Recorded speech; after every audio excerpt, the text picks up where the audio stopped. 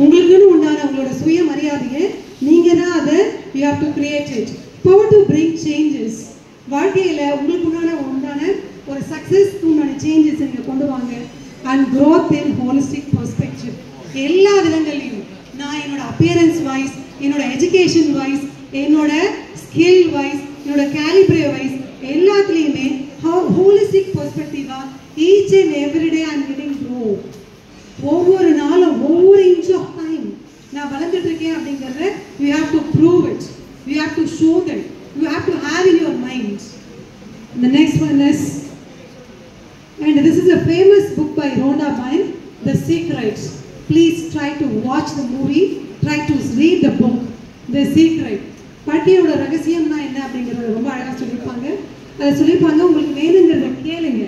Ask, believe and receive.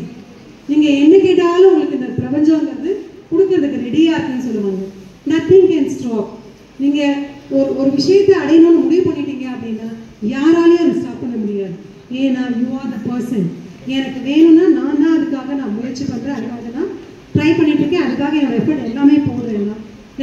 This is the secret of life. Ask, believe and try to receive it. It's a Rhonda Byrne book. Please read this.